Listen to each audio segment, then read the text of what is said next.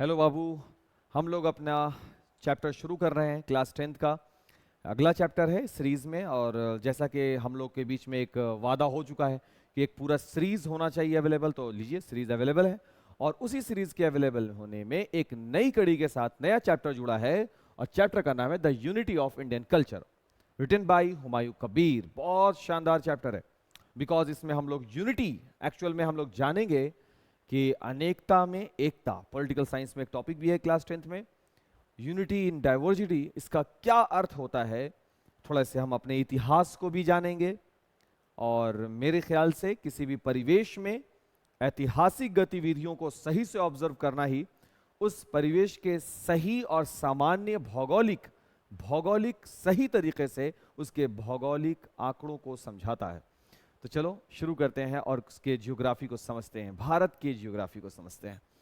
अपने घर के जियोग्राफी को समझना है ना, आज का टॉपिक है। इसलिए बाबू कि दिलचस्पी लो यार, अपना जगह के बारे में अगर इंसान अपने जगह के बारे में भी ढंग से ना जान पाए तो बड़ा ही शर्म लगता है, कि इसलिए जानना चाहिए। हम यहाँ पर आपको सबसे पहले तो अपना नेशनल फ्लैग है, फिर थोड़ा सा एक पिक्चर के माध्यम से हम बताए हैं कि अलग अलग धर्म के लोग किस तरीके से हैं, लोग अलग अलग जो अपने कल्चर को मानते हैं उनका भी हम यहाँ पर एक छोटा सा फोटो के माध्यम से समझाने का कोशिश किया है कि यूनिटी इन डाइवर्सिटी है, यही है लीड्स टू प्रोस्पेरिटी, समृद्धि की ओर यही लेकर के जाता है। कौन बाबू? यूनिटी इन डाइवर्सिटी, यही हमें समृद्धि की ओर लेकर जाता है। चलिए बाबू टॉपिक की शुरुआत करते हैं, और पहला टॉपिक शुरू करते हैं हुमायूं कबीर। देखिए क्या लिखा गया है बाबू कि हम लोग को जानना है, समझना है, तो ये जरूरी है कि लाइन के हिसाब से इसे पढ़ा जाए। Humayun Kabir was a famous poet, was a famous poet, novelist, essayist and a renowned political thinker। Humayun Kabir एक फेमस प्रसिद्ध कवि, उपन्यासकार, लेखकार, एसेइस्ट लेखक जो उसको बोलते हैं, निबंधकार जिसे बोला जाए, एंड रिनोन्ड और एक जाने माने पॉलिटिकल थिंकर, राजनीतिक विचारक थे।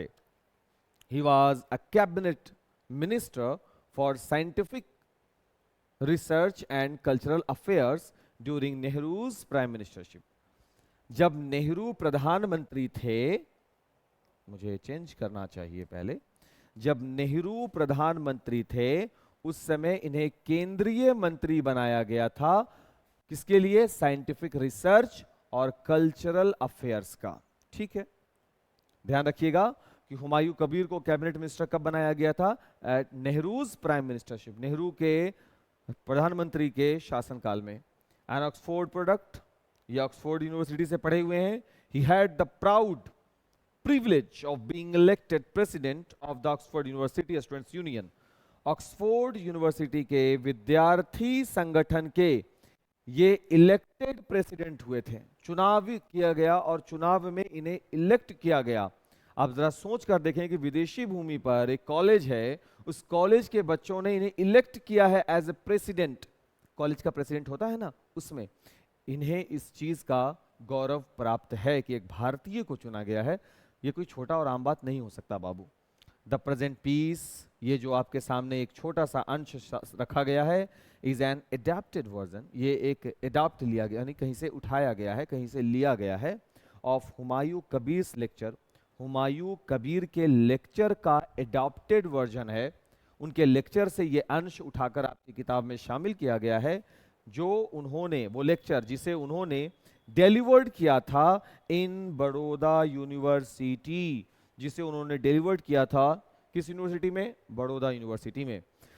द लेक्चर फोकसेस, ये लेक्चर जो है वो फोकस करता है, ये जो भाषण है जो उन्होंने बड़ौदा यूनिवर्सिटी में दिया, ये फोकस करता है ऑन द ग्लोरियस पास्ट, शानदार, लाजवाब, चमकदार, है ना, शानदार उस पास्ट की ओर ऑफ इंडियाज कल्चर, जो भारत के कल्चर, भारत की संस्कृति का जो ग्लोरियस पास्ट रहा है, ये उसकी ओर इशारा करता है। एंड इट्स रिच हेरिटेज, और इसके धनी, रिच का मतलब धनी हो गया, धनी का मतलब हर वक्त पैसा वाला धनी नहीं होता बाबू, अपने हेरिटेज से ये भरा हुआ था, उसकी ओर इशारा करता है। इट प्रिसाइजली रिफ्लेक्ट्स, बहुत मूल रूप से ये रिफ्लेक्ट भी करता है, दर्शाता भी है, कबीर्स लव, हुमायूं कबीर के उस प्यार को, एंड फेथ, उस लगाव को, उस यकीन को, in the greatness of his motherland, कि उनकी मातृभूमि की महानता को दर्शाता है।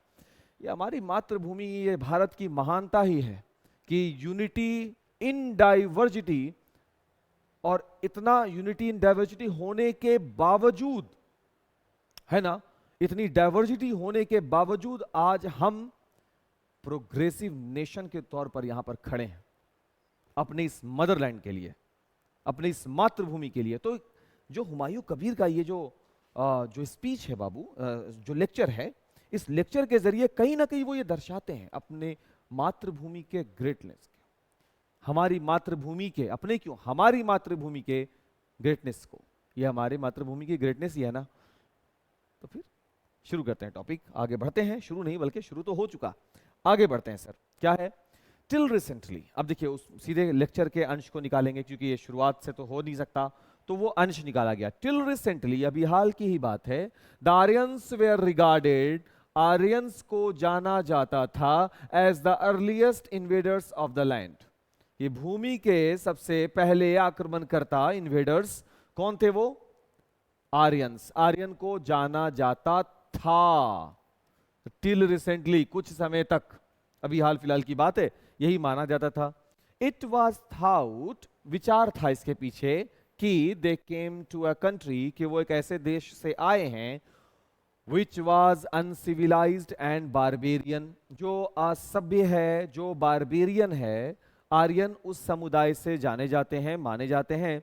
बट लेकिन मॉडर्न रिसर्च, आधुनिक अनुसंधान, हैज प्रूव्ड, साबित किया, दैट कि देयर वेयर इन्वेडर्स, कि आक्रमणकर्ता तो थे, इवन बिफोर, उससे भी पहले, the Aryans poured into this land, इस भूमि पर आर्यन के आने से भी पहले इन्वेडर्स और भी रह चुके हैं, आ चुके हैं। देखिए ज्ञान की अल्पता कैसा चीज होता है कि अब तक आप जान रहे हो कि आर्यन ही सबसे पुराने इन्वेडर्स हैं, और अचानक से जानकारी मिलती है कि आर्यन के अतिरिक्त उनसे पहले भी there were invaders even before the Aryans, Aryan से भी पहले इन्वेडर्स आ चुके हैं, जो पोर इनटू दिस लैंड, जो इस भूमि पर रहे हैं, इस भूमि को सिंचित किए हैं, रहे हैं इस भूमि पर।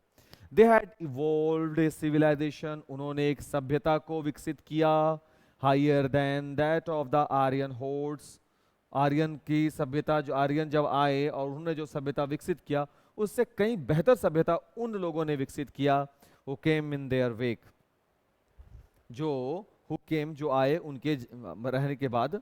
आर्यन तो बाद में आए ना, उनके पहले जो लोग थे, जो इन्वेडर्स आए थे भारत की भूमि पर, उन्होंने कहीं बेहतर सभ्यता विकसित की। These pre Aryans, pre Aryan का मतलब आर्यन से पहले वाले लोग, these pre-Aryans has displaced still earlier people and build up new civilization। ये आर्यन से पहले वाले लोग जब भारत को इन्वेड किए, हमारी मातृभूमि पर आए, तो इन्होंने डिस्प्लेस किया, लोगों को हटाया, स्टिल अर्लियर पीपुल, उनसे जो पहले वाले लोग वहां पहले से रहे होंगे, उनको हटाकर ये लोग आकर रहने लगे और अपनी सभ्यता को विकसित किया। न्यू सिविलाइजेशन, नई सभ्यता बनाया, विच हैज एस्टोनाइज्ड मॉडर्न स्कॉलर्स, जो आज भी एस्टोनाइज करता है, अचंभित करता है मॉडर्न स्कॉलर को, आधुनिक विद्वानों को, bye it's extent and depth. वो सभ्यता जिसके बारे में आज के जो स्कॉलर हैं, आज के जो विद्वान हैं, वो प्री आर्यन के सिविलाइजेशन को जब ऑब्जर्व करते हैं, उनके बारे में अध्ययन करते हैं, वो खुद एस्टोनाइज्ड हो जाते हैं, वो खुद अचंभित हो जाते हैं कि क्या एक्सटेंट उनका, क्या डेप्थ है उनके सिविलाइजेशन की, यानी कि उसकी तारीफ करते नहीं थकते हैं, इतना शानदार वो सभ्यता बीती होगी। चलिए आगे बढ़ते हैं सर। नहीं, हमको आगे नहीं बढ़ना भाई, हम बस पानी लेने के लिए बढ़े हैं आगे। आगे हमको नहीं।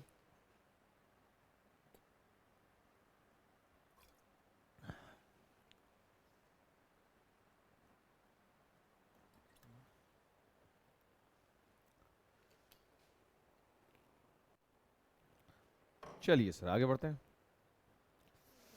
The Aryan invasions repeated the process, और जब आर्यनों का आक्रमण हुआ उसने उसी प्रोसेस को रिपीट किया जो प्री आर्यंस लोगों का था, जो आर्यन से पहले वाले लोग थे, जो इन्वेड करते थे, इन्वेड करने के बाद अपनी सभ्यता को विकसित करते थे, उन्होंने बस उसी प्रोसेस को रिपीट किया। And let the fresh infusion of the old with the new, और तब एक इन्फ्यूजन हुआ, संलयन हुआ, मिलाप हुआ पुरानी सभ्यता का और नई सभ्यता का। दिस कंटिन्यूड, ये लगातार होता रहा, दिस कंटिन्यूड, ये लगातार होता रहा with the successive inroads of, successive means अगले आने वाले, फिर उसके बाद अगले आने वाले, ऑफ फाइटिंग रेसेस, उन कबीलों से जो आते थे, लड़ाकू टाइप के हुए वो आए, फिर उनके बाद वाले आए, फिर उसको हरा कर उसके बाद वाले आए, तो ये होता रहा, ये प्रक्रिया रिपीट होती रही। हु केम, जो आए, टू कॉन्क्योर, खंडित करने के नियत से आए कि कॉन्क्योर कर देंगे और हम खुद वहां रहेंगे, but remain to lose themselves, और अपने आप को हारता हुआ पाए in the Indian racial cauldron. तो यहां जो इंडियन रेशियल कॉल्ड्रॉन के बारे में बात है बाबू, themselves in the Indian racial, यानी भारतीय संस्कृति में जब वो लोग पहुंचते हैं, उनको लगा कि वो आए हैं, वो आकर के अपना प्रभुत्व छोड़ेंगे। ऐसा हुआ नहीं। आते तो थे यहाँ के चीजों को कॉन्क्योर करने के लिए, तोड़ने के लिए, बट वो कॉन्क्योर कर नहीं पाते थे, बल्कि यहाँ की सभ्यता में घुल मिल जाया करते थे। द ग्रीक इन्वेडर्स, ग्रीक के जो आक्रमणकर्ता, वेयर फॉलोड बाई, कौन आए ग्रीक का आक्रमणकर्ता के रूप में? शाक्स और हून, नाम सुने होंगे, शाक्य और हून, एंड 100 अदर नेमलेस ट्राइब्स, और ना जाने सैकड़ों की संख्या में ट्राइब्स, ऐसे कबीले आए। They all appeared on the scene, सब एक ही परिदृश्य में उत्पन्न हुए हैं, as victors, but were soon absorbed in the ranks of the vanquished, ranks of the vanquished. अच्छा ठीक, अरे यार इसको क्या हो गया भाई, हाँ ठीक है। आते तो सब, appeared on the scene as victors but were soon absorbed in the ranks of the vanquished, लुप्त तो हो गए, एक के बाद आए और दूसरे गायब, अगले वाले आए, पिछले वाले गायब। मीन्स के वो जिस नियत से आते थे टू कॉन्कर द लैंड, वो ऐसा नहीं कर पाए और एक के बाद एक लुप्त तो होते चले गए। ठीक है, आगे आइए सर। टुडे, आज, वॉट एवर इज इंडियन, भारतीय क्या है? Whether it be an idea, क्या ये एक विचार है, ए वर्ड, कोई शब्द है, ए फॉर्म ऑफ आर्ट, कला का एक रूप है, ए पॉलिटिकल इंस्टीट्यूशन, क्या ये एक कोई राजनीतिक पाठशाला है, कोई संस्थान है, और ए सोशल कस्टम, या फिर एक सामाजिक व्यवस्था है। इज अ ब्लेंड ऑफ, ये एक मिक्सचर है। भारतीयता क्या है? It is a blend of mixture, it is a blend of many different strains and elements. ये कई अलग अलग एलिमेंट्स, कई अलग अलग धागों से बना हुआ एक ब्लेंड है, ये मिक्सचर है कई चीजों का। ये अकेले इंडियन के लिए बारे में ये नहीं कह सकते ये कोई आइडिया है, ये कोई शब्द है, ये कोई आर्ट है, ये कोई पॉलिटिकल इंस्टीट्यूशन है, नहीं सर, ये एक ब्लेंड है सर, सब चीज का मिक्स है sir. In spite of this derivation from many sources and the consequent variety of forms and types, we find a remarkable unity of spirit in forming Indian culture throughout the ages. In spite of this derivation, ये जो हम लोग अभी derivation कर रहे हैं कि कहाँ से इंडियन आया, क्या किसी वर्ड से आया, क्या किसी इंस्टीट्यूशन से आया, या फिर कहाँ से, क्या कोई आइडिया से आया है, कोई आर्ट से आया है, कोई सोशल कस्टम है, फ्रॉम मेनी सोर्सेज, कहीं से भी हम इसकी जानकारी को ढूंढ दें, and the consequent variety of forms, एक के बाद एक जो रूप है इंडियन का, एंड टाइप्स वी फाइंड, तो हम पाते हैं ए रिमार्केबल यूनिटी, ऐसी एकता जो रिमार्केबल हो, जिस पर ध्यान देना चाहिए, ऑफ स्पिरिट, आत्माओं की, यानी अंतर मन की, है ना, इन फॉर्मिंग इंडियन कल्चर, जो रूप दे रही है भारतीय संस्कृति को, थ्रू आउट द एजेस, सालों साल, एक काल गुजरा, दूसरा काल, अगला काल, उसके बाद का काल, थ्रू आउट द एजेस। सोचो इतने इतने इन्वेडर्स आए बाबू, वो भारतीय कल्चर को कुछ कर नहीं पाए, बल्कि ओल्ड वर्सेस न्यू झगड़ा हुआ, और अंत में न्यू वाले भी ओल्ड जैसे हो गए, हमारे कल्चर को ही ओढ़ कर चले गए यहाँ से, और वैंक्विश होते चले गए, एक के बाद एक गायब भी होते चले गए। है ना। लेकिन भारतीय कल्चर जैसा था पहले भी, आज भी वो वैसा ही बना हुआ है ना। कल्चर को मिटाने की कोशिश हुई लेकिन हुआ नहीं कुछ। इनफैक्ट सच तो ये है, it is this underlying unity, ये वही एकता है, which is one of the most remarkable feature of Indian culture. ये वही एकता है जो इंडियन कल्चर का मोस्ट रिमार्केबल खूबी है, फीचर है। भारतीय संस्कृति की सबसे इंपॉर्टेंट खूबी में से एक है जो है हमारी यूनिटी, अंडरलाइंग यूनिटी। वो एकता जो हमें एक दूसरे से बांध कर रखती है। हम मुंह खोलकर बोलते नहीं हैं, बट ये कहीं ना कहीं अंदर से जुड़ी हुई है, स्पिरिट वाइज ये जुड़ी हुई है अंदर से। In volume and duration no civilisation, ऐसी कोई सभ्यता नहीं है, with the possible exception of the Chinese. एक सभ्यता है और बोला गया कि उस पर पॉसिबल है, वो एक्सेप्शन है, अपवाद है, चाइनीज। जैसे हमारी सभ्यता है ना, वैसे चीनियों की भी सभ्यता है। With the possible exception of the Chinese can bear comparison with the civilisation of India. केवल वही है जो कंपैरिजन कर सकता है अगर किसी की सभ्यता से, वो इंडिया की सभ्यता से। वो कौन है? वो कौन है? चीनियों की सभ्यता। क्योंकि वो उन्होंने भी अपनी सभ्यता को वैसे ही प्रिजर्व किया है जैसे हमने किया है।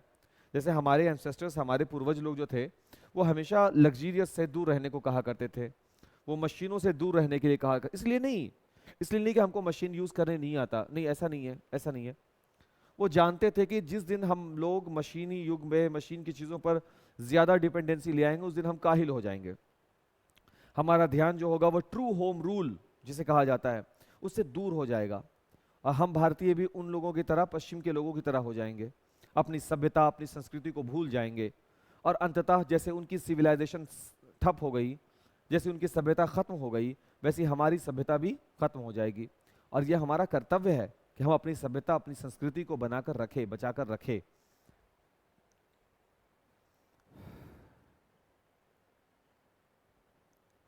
The area of the land, जो क्षेत्रफल है इस भूमि का, the number of the people, और जितने लोग इस भूमि पर हैं, the variety of the races, जितने नस्ल के लोग यहाँ हैं, and the length of India's history, और भारतीय इतिहास जितनी लंबी है, आर हार्डली रिपीटेड एल्सवेयर, की बहुत मुश्किल से शायद ही कोई सभ्यता कहीं की हो जो इतना ज्यादा खुद को रिपीट की हो। कितना चीज बताया गया बाबू, इसकी जो भूमि है, भारत की भूमि, यहाँ के जो संख्यात्मक लोग हैं, द वैरायटी ऑफ रेसेस, जितने नस्ल यहाँ पाए जाते हैं, the length of the India's history, हमारे इतिहास जितना पुराना है, ये शायद ही कहीं मिले, रिपीटेड एल्सवेयर, शायद ही कहीं मिले। देखिए बाबू, the vitality of Indian culture is equally amazing. और भाई इसकी पोषकता को देखा जाए, वाइटलिज्म को देखा जाए, वाइटलिटी को देखा जाए, तो ये भी उतना ही लाजवाब है। In spite of 1000 visitors, it has survive to the modern day. चाहे जितना भी विसिट्यूड्स हो, चाहे जितना भी उतार चढ़ाव आया हो, ये आज मॉडर्न डे में भी ये सर्वाइव कर रहा है। कौन? हमारी सभ्यता। दिस हैज बीन पॉसिबल, ये पॉसिबल हो सका only on account of a sense of Indianness. ये तभी पॉसिबल हो सका क्योंकि हम लोगों के मन में इंडियननेस, भारतीयता की एक सेंस डेवलप कर गई है, एक भावना डेवलप कर गई है, विच इम्पोज्ड, जो थोपती है हमारे ऊपर, जो वजन देती है यूनिटी, एकता को, ऑन ऑल डाइवर्सिटी। इतनी अनेकता होने पर भी हमारे जहन पर एकता का जो बोझ डालता है, वो कौन है? वो है इंडियननेस होना। And वोव into one fabric of national life, और हम सबको बुनती है, पिरो देती है, एक ही धागे में सूत्रपात करती है, वन फैब्रिक, एक ही प्रकार के धागे से, और वो धागा है इंडियननेस का। हम मुस्लिम है, मेरे ट्यूशन में पढ़ने वाले बच्चे जो हैं, एक दो को क्रिश्चियन और कुछ हिंदू हैं, है ना, और कुछ मुस्लिम भी हैं। अब ये बच्चे जो ट्यूशन पढ़ रहे हैं, कुछ ऑनलाइन देख रहे हैं, जो सिख भी हैं, तो अगर इस तरीके से अगर देखा जाए तो सब अलग अलग मोती हैं। इन सब मोतियों को एक धागा से पिरोया गया है, अब वो धागा है बाबू इंडियननेस का। यही तो है डाइवर्सिटी, अलग अलग मोतियों का होना, और उसको एक धागा में पिरो दिया, उसको बोला जाता है यूनिटी, है ना। अब तुम जरा सोच के देखो कितना खूबसूरत वो माला होगा बाबू, जहां सब एक सूत्र में बंधे हुए होंगे।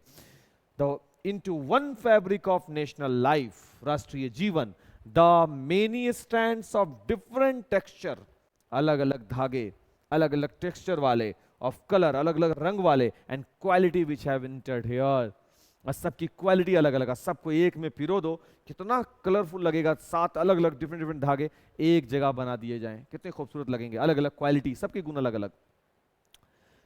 इंटर्ड हेयर, आगे देखिए सर क्या है।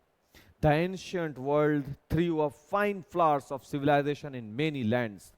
एंशियंट वर्ल्ड, प्राचीन संसार जो था, उसने थ्रू अ फाइन फ्लावर, शानदार फूल ऑफ सिविलाइजेशन, सभ्यता को बिखेरा था अलग अलग भूमियों पर, with the exception of India. लेकिन भारत पर नहीं फेंका, एंड चाइना, भारत और चाइना पर नई नई सभ्यता जो पूरा विश्व बना रहा था, वो सभ्यता का विकास भारत और चीन पर नहीं हुआ है। They are all dead and gone.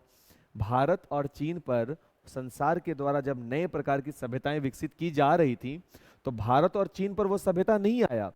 भारत और चीन पर वो सभ्यता इसलिए नहीं आया क्योंकि हमारे पास पहले से ही सभ्यता थी, और संसार ने जो सभ्यता बाकी देशों के बाकी भूमियों पर फेंका, आज सब के सब क्या हो गए हैं, डेड और gone.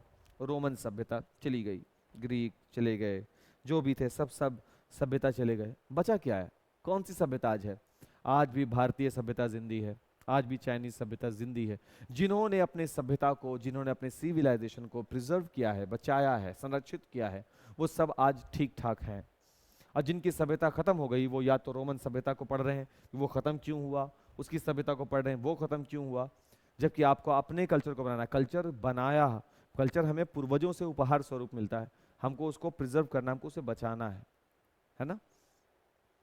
It is only in India and to some extent in China, ये भारत में है और कुछ रूप में चीन में भी है, that the old civilisation and culture have grown, जहां पुरानी सभ्यता और संस्कृति बढ़ी है, एंड चेंज्ड और बदली है, बट नेवर ग्रोन और changed at the expense of N underlying unity, और कभी इस प्रकार से नहीं बदली, change at the expense of underlying unity, जिसने खर्च करा दिया हो अपनी यूनिटी को, अपनी एकता को, एकता की आहुति दे करके सभ्यता विकसित हो गई, भारतीय सभ्यता विकसित हो गई भाई, और ऐसी विकसित हुई जिसने यूनिटी की ही आहुति दे दी। ऐसा नहीं हुआ, चाइनीज में ऐसा नहीं हुआ, इसलिए हमारी सभ्यता आज भी जिंदी है, क्योंकि हमारे सभ्यता का जो प्राइम फैक्टर है ना, वो यूनिटी को ही बना दिया गया। तो भाई आप चाहे सभ्यता को कितना ही इवॉल्व करो, यूनिटी इसमें रहना ही रहना है। दिस हैज बीन पॉसिबल, ये मुमकिन हो सका, only through the capacity of readjustment. ये क्यों पॉसिबल हो सका? क्योंकि हमारे अंदर एक रीएडजस्टमेंट का, सहनशीलता जैसा कोई चीज, एडजस्ट करने का, कि उनके साथ हम फिट हो जाएं, वो मेरे साथ फिट हो जाएं, हम लोग आपस में एडजस्टमेंट अच्छे से करते चले गए। शायद इसी वजह से आज हम लोगों के पास यूनिटी की ताकत है, जो उजागर करता है by the Indian society, Bharatiya Samaj में स्पष्ट तौर पर दिखता है ना बाबू। हम लोगों को ये पढ़ने की भी जरूरत नहीं है, इतना सा बात हम लोग अपने सब तरफ जानते हैं, हम लोगों को क्या दिक्कत है। One ground of this adjustment is found in the spirit of toleration। और चलिए अब देखते हैं कैसा एडजस्टमेंट है ना। हुमायूं कबीर बोलते हैं कि अगर मैं बात करूं एडजस्टमेंट की, तो कैसा एडजस्टमेंट की बात हो रही है। तो एडजस्टमेंट में जो सबसे पहला चीज है बाबू, वो है टॉलरेशन, टॉलरेट करना। मतलब बात पीछे झगड़ना नहीं है, कई बार चीजों को इंसान बर्दाश्त भी करता है। टॉलरेशन एक प्राइम इंस्ट्रूमेंट है बाबू साथ रहने का। अगर हम लोग साथ हैं तो कुछ बातें मुझे सुन करके शांत रहनी चाहिए, और अगर पॉसिबल हो तो कुछ बातें आपको भी सुन करके शांत रहना होगा। यही है टॉलरेशन, इसे ही कहा जाता है सहनशीलता। One ground of this adjustment is found in the spirit of toleration that has characterized, जो चारित्रिक करता है इंडियन हिस्ट्री, जो चारित्रिक करता है, कैरेक्टर ही बनाता है किसका, इंडियन हिस्ट्री का, थ्रू आउट द एजेस, कि पूरे काल में जितना भी समय बीता है, सभी काल में हमारा एक ही कैरेक्टर रहा है, टॉलरेशन, यानी कि सहनशीलता। और उस सहनशीलता का कौन सा स्लोगन है, लीव एंड लेट लिव, जियो और जीने दो। इसमें बहुत तरह का इग्नोरेंट छिपा हुआ है। जियो यानी हम खुलकर जिए, और जीने दो यानी सामने वाले की भी स्वतंत्रता का ख्याल रखो, प्लस उसकी निजता का भी ख्याल रखो। ऐसा ना हो कि आपकी स्वतंत्रता के चक्कर में सामने वाले की प्राइवेसी की धज्जियां उड़ जाए, है ना। ये चीज जो अभी हम बोला कि अपनी स्वतंत्रता के चक्कर में सामने वाले की प्राइवेसी की धज्जियां ना उड़ जाए, ये हम बोलेंगे तुम समझ पा रहे हो, तुम बोलोगे हम समझ पाएंगे, क्योंकि हम दोनों पढ़े लिखे हैं ना, हम दोनों ही अपनी सभ्यता को जानते हैं। इसलिए हम दोनों दो चार लोगों के बीच में बात कर सकते हैं, हर जगह ये सब बात समझ में नहीं आएगा, तो इसलिए हम तुमको समझा रहे हैं ये चीज। लीव एंड लेट लिव, है ना, जियो और जीने दो, हैज बीन द पॉलिसी, यही तो हमारी नीति रही है, ऑफ द इंडियंस, भारतीयों की, in all spheres of life, जीवन के हर पहलू में। अब स्फेयर का मतलब गोला होता है, तो बोलेंगे जीवन के हर गोला में, नहीं, जीवन के हर पहलू में। स्फेयर का कोई कोना नहीं होता, इसलिए टोटल पहलू में होता है, तो इसलिए वहां पे स्फेयर बोला जा रहा है। समटाइम्स, कभी कभी, this has been carried so far, live and let live, ये इतना दूर निकल जाता है, दैट कॉन्ट्रेरी, कि थोड़ा थोड़ा कॉन्ट्रेरी भी आ जाता है, यानी तफरका भी पैदा होता है। If not contradictory, attitudes have been allowed to survive simultaneously, तो फिर क्या होता है सर, जब if not contradictory attitudes have been allowed to survive simultaneously, तो फिर हमारी जो अवस्था होती है वो हमें सर्वाइव करवाती है कि हम किस प्रकार से बनकर रहते हैं, उसी को कहते हैं attitude. Toleration had led to the sufferance of civil and even indifference to the values of life, जीवन के पहलू पर जब इनडिफरेंस होता है और सिविल यानी लोगों के बीच में, तब वो टॉलरेशन ही है जो आपको उन लोगों के बीच में रख सकता। वीडियो लेक्चर थोड़ा सा बड़ा हो रहा है और हमको थोड़ा काम निकल कर आ गया है, तो इस वीडियो का पार्ट 2 हम लोग अपने नेक्स्ट डे कर लेते हैं, ठीक है। तो तब तक के लिए थैंक्स फॉर वॉचिंग, उम्मीद करते हैं कि आपको समझ में आया होगा।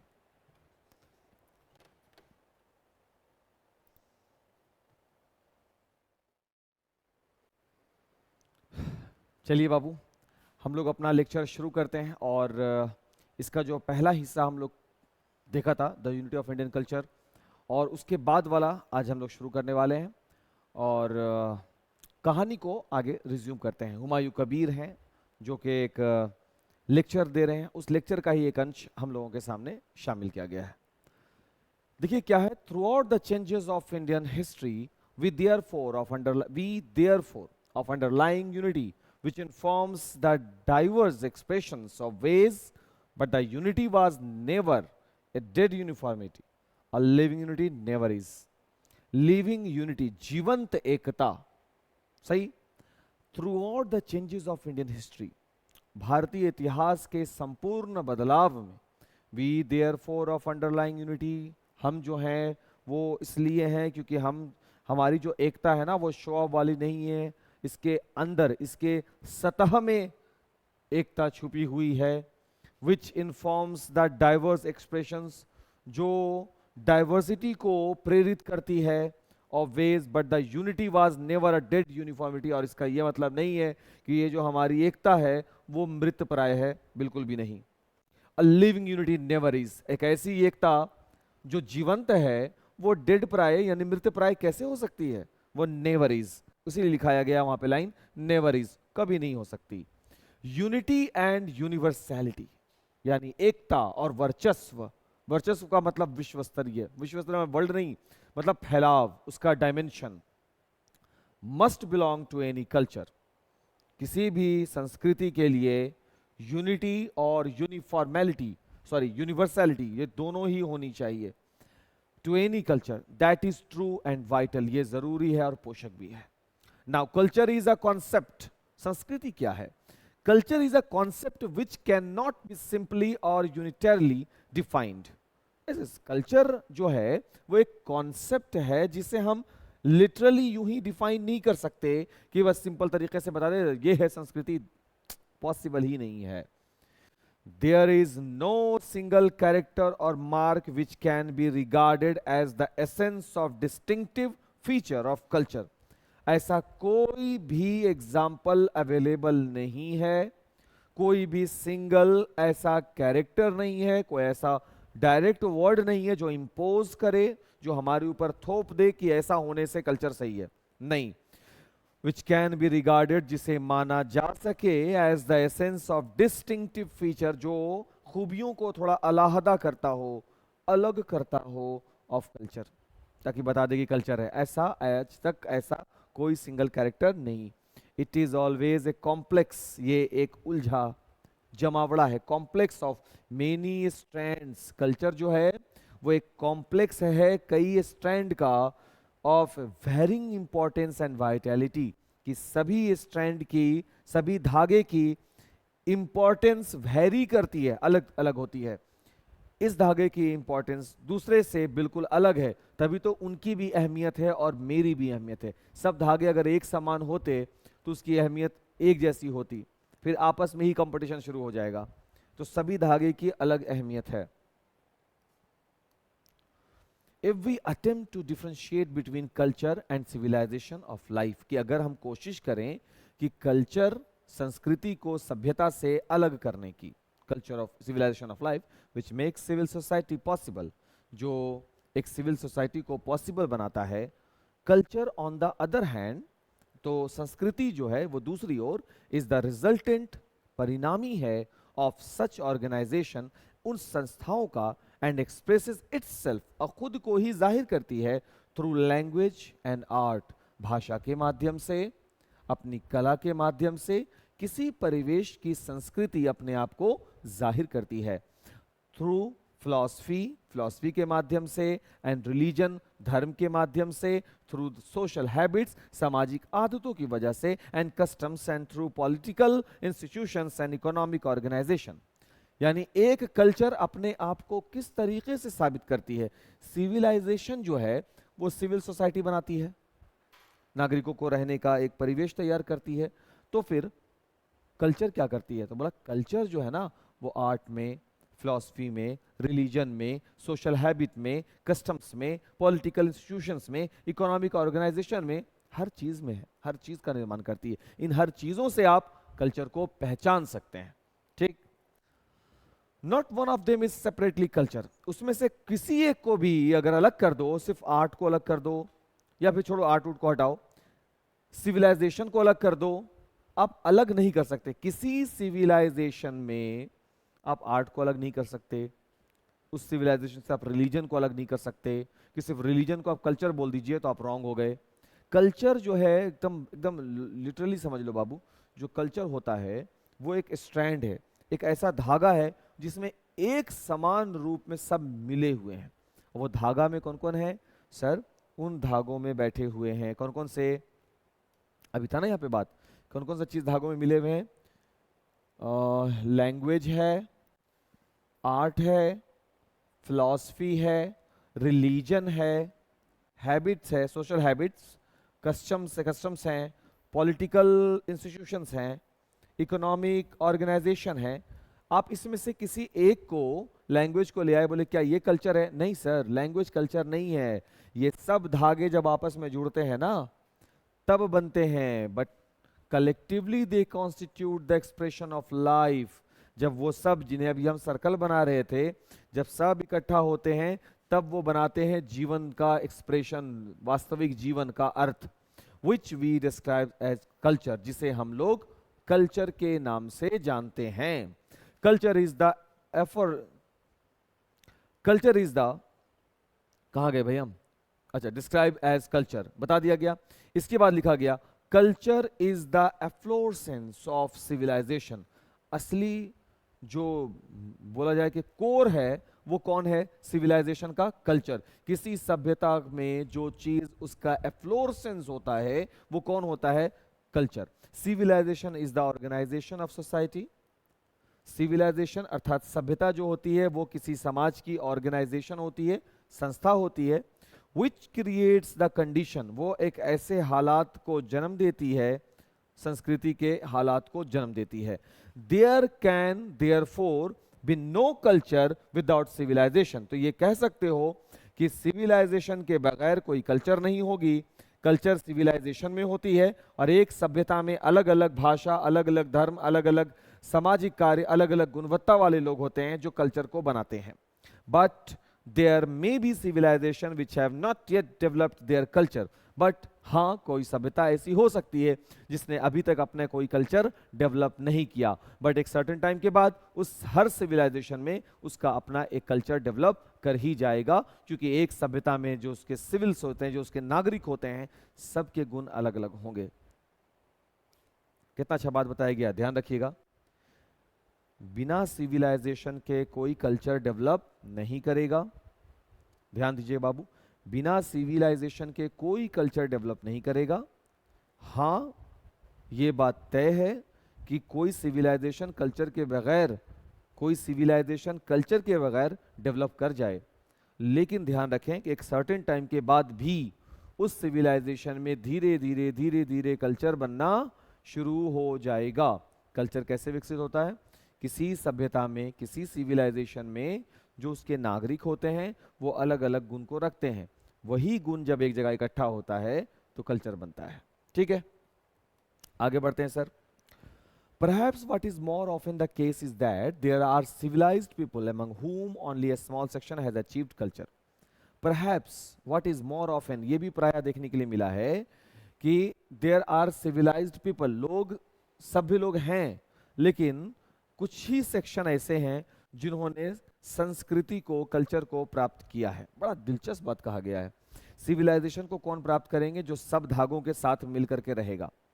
We have therefore, हम लोग इसीलिए had and still have races and nations that are civilized, इसीलिए शायद हम लोगों के पास आज भी ऐसे राष्ट्र, रेसेस, ये सब आज भी मौजूद हैं जो कि that are civilized, जो सभ्य हैं। But except for India, लेकिन भारत के अपवाद के रूप में देखें, we have not yet had any nation or race that could be regarded as cultured in all its sections and classes. लेकिन आज भी हमारे पास ऐसे बहुत सारे नेशन और रेस हैं that could be regarded as cultured in all its sections, कि आज भी हमारे पास ऐसा नहीं है, अभी तक तो नहीं है कि जहां हम एक कलेक्टिवली, एक सही सेक्शन को हम कल्चर बोल सकें। आज भी हमारे पास ऐसा नहीं है, ये मौका हमारे पास नहीं आया है अभी तक। For here in India culture is almost as extensive as civilisation, हमारे लिए इन इंडिया में कल्चर बिल्कुल वैसा ही है जैसे कि सभ्यता है, बस इतना ही समझा जाए। इससे ज़्यादा भारत में कल्चर को लेकर के उतनी बातें भी नहीं होती है।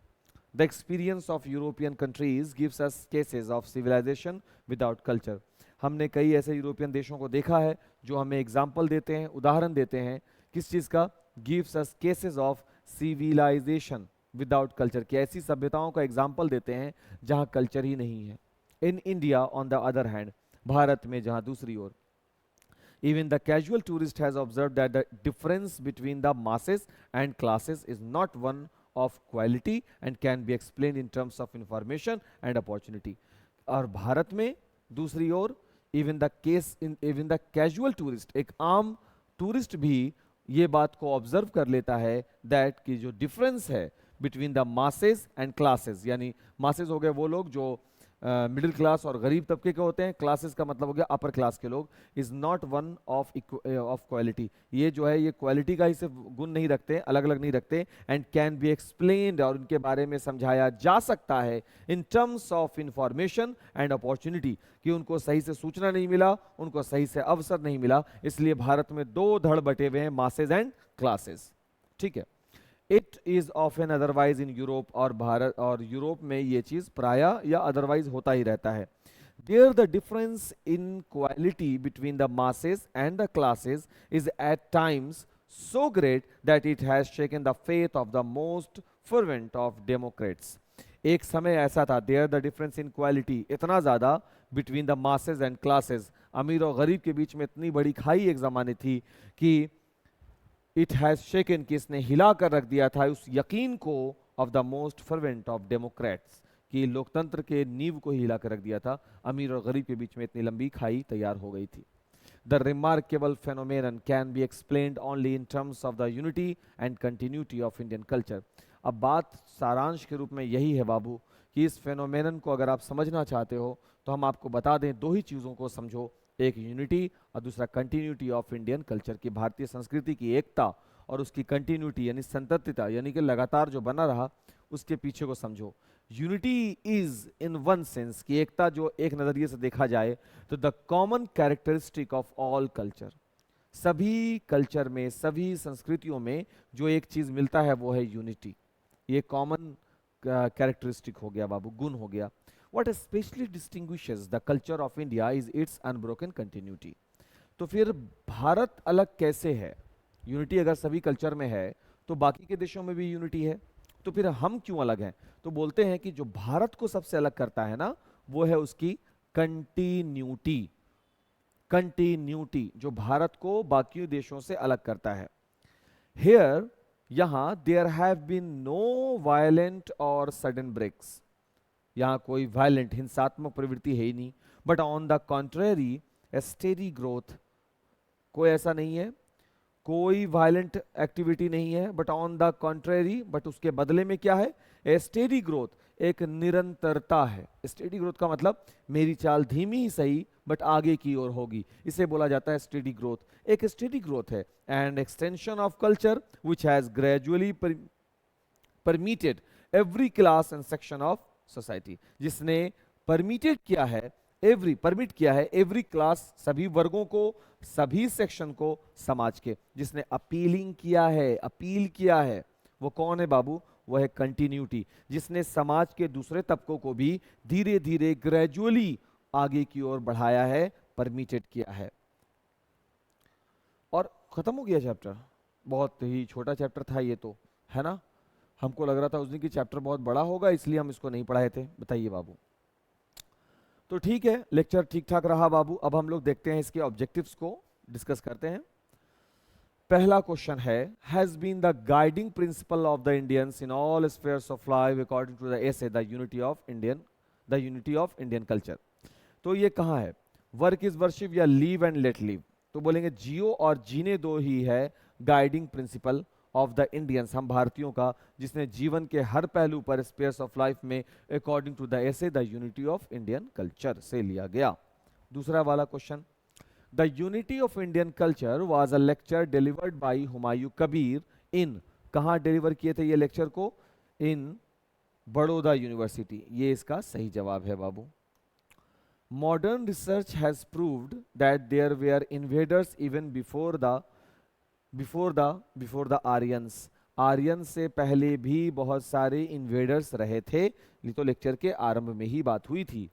Underlying unity is the most remarkable feature of Indian culture, हमारे संस्कृति में जो ये जो अंडरलाइंग यूनिटी है ना, ये मोस्ट रिमार्केबल है। Hold on Babu.